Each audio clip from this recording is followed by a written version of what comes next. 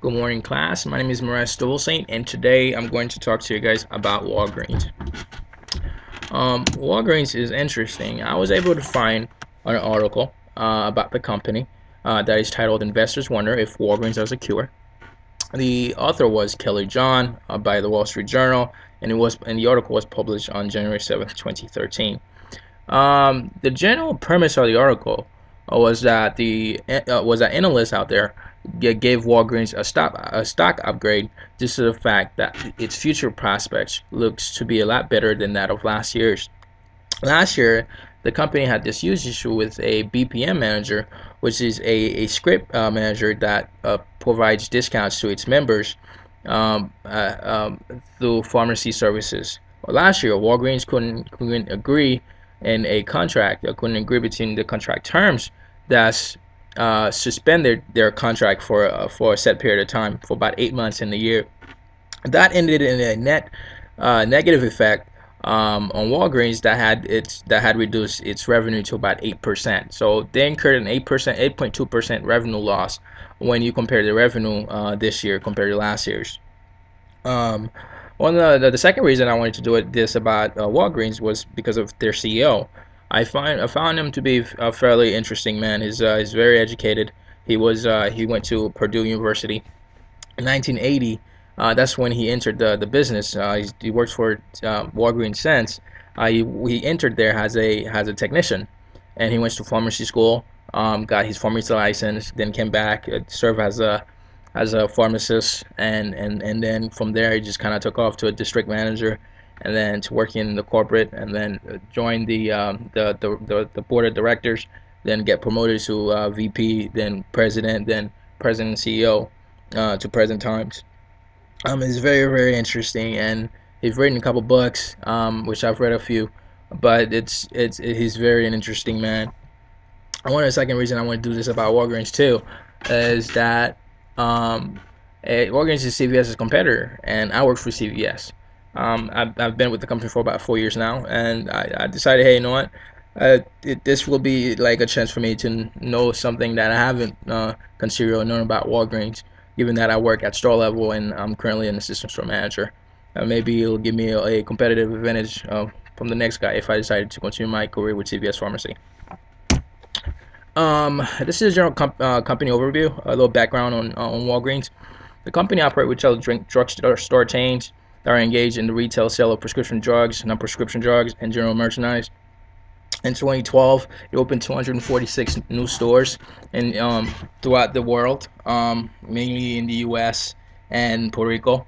It has a total store population of about 83, 85 stores, so worldwide, and that's mainly focused in the 48 states, Puerto Rico, and U.S. territories, of course.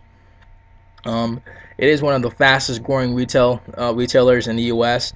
and it is considered to be the leader in drugstore chains. It beats CVS by almost 2,000 stores. It ranks 44 in the Fortune 500 list of the largest U.S. based companies. And for 14 years in a row, it's been listed in the most admired companies in the U.S. The article cited the reason why they gave Walgreens the stock upgrade was because of how it generates its revenue, how it provides value to its customers. This is kind of like a mapping of how Walgreens, especially, or the modern day pharmacy businesses of today, provides business value to their customers. They do it through specialty pharmacy program, which is a mailer system that that they have through their drugstores. Inside these stores today, you not only see a store in a drugstore or a druggist or a pharmacy anymore. You start seeing those little take care clinics or mini clinics from modern days for CVS. Um, and what most doesn't know that Walgreens do that CVS has very little handle on is that they provide home infusion and respiratory therapy services to people who can't afford to doctors or stay at a hospital 24/7. So that's something that Walgreens does that CVS doesn't, which kind of give them a competitive edge. Um, this is another way you could kind of look at it. This is the product class of Walgreens or the modern day pharmacies of the world. This is how they're basically generate revenue. It's about 65%. of the revenue comes from prescriptions. And in the year 2012 alone, that's how that was calculated. And non-prescription drugs, and that's an average of 10%. And general merchandise throughout the store is about 25%. Um, the reason why prescription is a significant stake in revenue generation is because of the aging population. People need their meds, obviously. Introduction of lower price to generics. This basically means when a company, when a branded product comes to the market, its cost is huge because of the R&D that the main company has to do, invest the time and effort, and they have to put in to make that drug. It's extremely expensive. So when those infringements, copyright infringement expires, it's basically free meals for these companies, so they can reproduce the product. So only not infringing on the image of the product. They can they can certainly reproduce the product at less than 30% cost. That gives them a huge profit margin of about 70%, and then turn around and price it less than the branded product and make a ton of money. So that's how these companies make their money. And of course, another way they make prescription drugs brings to be the largest portion of the company business is the continued development of innovation drugs, as I stated before.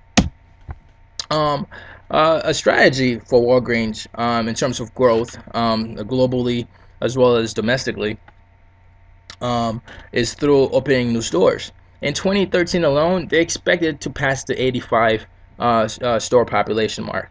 Um, to me, that's a little bit unsustainable, and I'll talk more about that in a little bit. But it just to me, it obviously it's working for them. They're making money. And I'll also start that a little bit. If you look at it from the year 2003 and today, as I'm telling you, they have 83, 85 total population of stores. They are they've grown more than twice in 10 years in size, and obviously that enables them to have access to more customers and generate more revenue. Um, their growth strategy that is mainly in the domestic region is acquisition. They set this time up to be a success from the start. Since early 2007, this company has invested in two major acquisitions. First, they bought 100% share of Option Care, which ended up positioning them to be one of the largest home infusion and therapy provider and the fourth largest specialty pharmacy provider in the world. This is not only in the U.S. This is in the world. Uh, that was completely significant. Let me explain this a little bit further. When the company purchases 100% stake in a company, it gives it's not even it doesn't even have to be 100% stake. It has to be 50% or plus 50% or more. They consolidate their financial statements. This owner has a significant stake. Walgreens went ahead and bought 100%, so they completely took over the company and consolidate them and bring them into their business.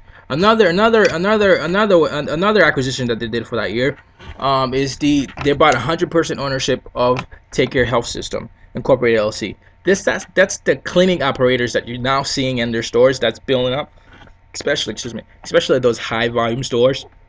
That's why they're able to offering. That's a business they had to buy and incorporate it and get more customers into that structure, and that's giving more value to their customers. This is how they've been able to generate their revenue throughout a 10-year period. I went back as early as 1997 to 2007 because that's all I could fit on this chart. So I just kept it that way. Just kind of see an early look of Walgreens. In 1997, this company was generating a little bit over 8.9 billion dollars. Today, let's just go ahead and fast forward. 10 years later, in 2007, it's generating $53.7 billion. That's significant. And now today, in 2012, it's generating approximately $77 billion. That's the reason. That's why they invest in technology and customer service initiatives, such as the loyalty program that they have, to the constant information collection. That's how they're generating repeat business and those huge contracts they have with those Express Script customers. That's what enabling them. Yes, that is why This is the industry overview for Walgreens. As you can see, the industry is highly competitive. It's a saturated market. Companies are always looking to enhance their sales through online and mail order services. The industry is a 259 billion is an over 259 billion dollar industry. So the between Walgreens and CVS, they control a little bit over 50% of the industry. And Medco, Rite Aid, and those individual mom and pop shops control the rest. So they have a huge stake in this industry. I wanted to show you guys the net effect of what the article was talking about, which was the effect of that Walgreens went out of contract with the Express Script company, the PBM company. Basically, if you look back in May in between March, that's when Walgreens lost the contract, decided to opt out of the contract because they couldn't bury their hatchet. So if you follow the blue line, which is Walgreens, you could see in between March, May, and July, investor confidence went significantly down because of the loss of the contract. Because obviously Walgreens lost customers, which most of them went to CVS. Um, if you look at that, you could see that downtrend, right? That represents investors' confidence, and thereby they're selling the Walgreens stock, thereby the stock losing value, and so on. Loss of close to about 20%. If and then after a while it kind of went off the trend, and then back when and into between September and November, that's when Walgreens gained. That's when he tanked, and that Walgreens got back into the contract again because people were worrying that they wasn't gonna bury their hatchet. Walgreens got back into the contract, and thus it started to improve investor confidence. Ending the year for this 3 months, sales in Walgreens rise by about 15%. That's how they were able to kind of cut their losses or lessen the losses from what they're. Well, this is the outlook for Walgreens. To reiterate, one, Walgreens has a good reputation. It's a quality brand name, convenience locations. Walgreens stores usually position on themselves on high traffic corners and areas, and typically around heavily densely populated locations. Um, they are a high market, translating into scale benefiting. Basically, it means that a person would likely trust to purchase things at Walgreens versus a mom and pop shop, and this also gives them a pricing advantage over the others because they have the ability to negotiate a little bit better with the stronger power, basically. And of course, they always have the benefit of the aging population. That's something that will never stop, of course. The risk factors and my recommendations to Walgreens are currently this year there's a peak in generic drug cycle. It's anticipated that there are gonna be no major generic drug introduction in 2013. So that's something they should watch for, and at least consider before doing a major investment. Just make sure they could at least bring back some of the customers that they lost to CVS. Um, and of course, they got to worry about store saturation. I just think they're going a little too fast. To me, for you to double your business within the 10 years, yeah, that's all good and great, but so long you're looking profitable. But CVS is able to compete with them at a lower store amount. And CVS volume store is about maybe like a $5 billion difference, and it has $2,000 less store. So that's less overhead and less cost to worry about. That's what I'm talking about. So they need to basically look back at their costs and see how profitable they can become without having to have that much overhead on them. This is my reference. I'm officially done. Hopefully you learned something new today about Walgreens and the pharmaceutical business. Have a nice day.